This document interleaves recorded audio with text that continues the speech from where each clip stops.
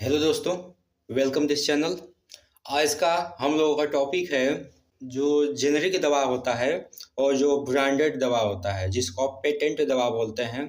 दोनों में अंतर क्या होता है।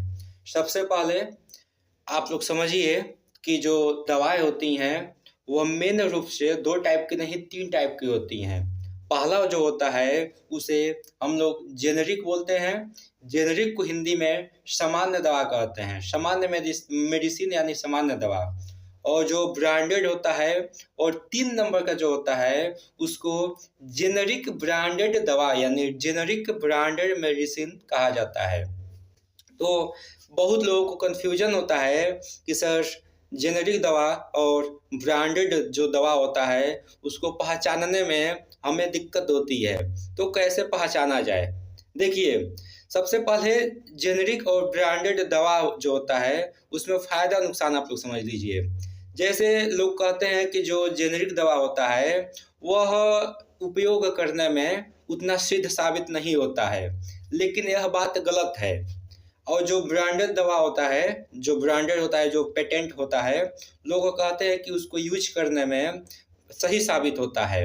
दोनों बात गलत है। देखिए, जो आपका जेनेरिक दवा होता है और जो ब्रांडेड दवा होता है दोनों में एक छोटा सा डिफरेंट है। जैसे जो दवा बनाने वाली कंपनियां होती हैं, कोई भी कंपनी है अगर वो दवा बनाती है तो एक दवा को बनाने में और उसको मार्केट में पहुंचाने में बहुत सारा उसमें खर्च आता है।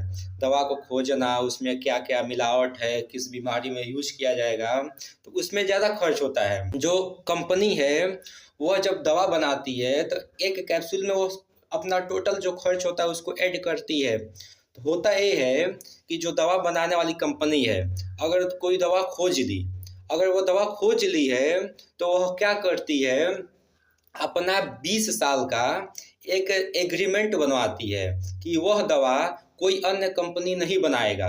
20 साल तक वो पेटेंट बनवा लेती है, यानी वह उस कंपनी का वो ब्रांड दवा हो जाएगा ना। वह कंपनी अपने नाम से करा ली तो ब्रांडेड हो गया। 20 साल तक वह कंपनी दवा बेचेगी। उसके बाद क्या होगा, 20 साल बाद उसी दवा को अन्य लोग भी बेच सकते हैं। उस दवा को अन्य लोग भी बेच सकते हैं अपने अपने कंपनी बनवा के। तो क्या होता है कि जब एक ही कंपनी एक दवा बनाती है तो वह क्या करती है, उसका मार्केटिंग कराती है, तो वह उसका ज़्यादा खर्च बैठता है। और क्या होता है, जेनेरिक में जब कई कंपनियां बनाने लगती हैं तो उसमें कंपटीशन ज़्यादा हो जाता है, तो लोग अपना प्राइस कम कर देते हैं।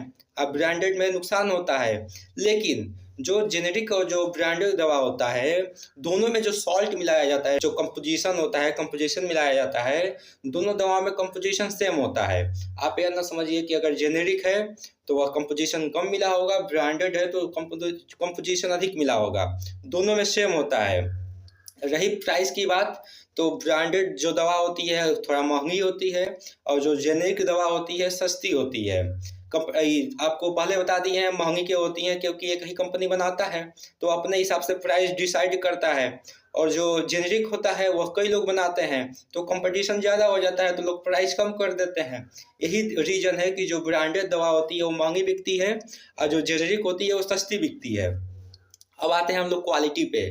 क्वालिटी में लोग कहते हैं कि हल्का सा अंतर होता है कि जो जेनेरिक दवा होती है वो हल्का सा क्वालिटी में कम हो जाती है और जो ब्रांडेड होती है वो क्वालिटी में हल्का सा इम्प्रूव होता है। लेकिन यूज करने की हम लोग बात बोलते हैं तो यूज करने में दोनों एक ही जैसे है।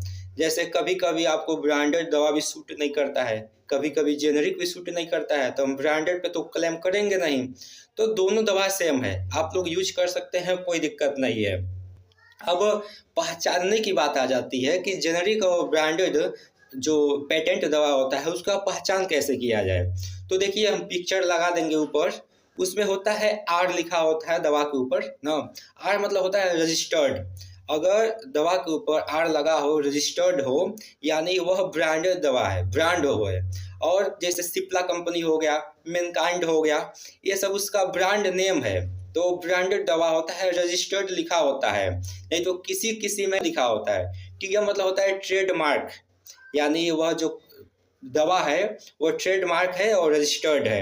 एक सर्वे के मुताबिक हमारे देश में मैक्सिमम जो दवाएं बनती हैं वो विदेश सेल की जाती हैं, जिसमें 90% जो पेटेंट दवा होता है विदेश में सेल किया जाता है, 10% अपने इंडिया में बिकता है। और जो जेनरिक दवा होता है वह 10% विदेश में सेल किया जाता है और 90% इंडिया में बिकता है। यानी जेनरिक दवाएं हमारे देश में 90% बिकती हैं। लगभग में सब टॉपिक समझ में आ गया होगा कि जेनरिक और ब्रांडेड जो दवा होता है दोनों में अंतर क्या होता है। तो आप लोग इस वीडियो को यहाँ तक देखने के लिए बहुत बहुत धन्यवाद। और अगला किस टॉपिक पे हम वीडियो बनाएं यह आप में ज़रूर बताइएगा। धन्यवाद।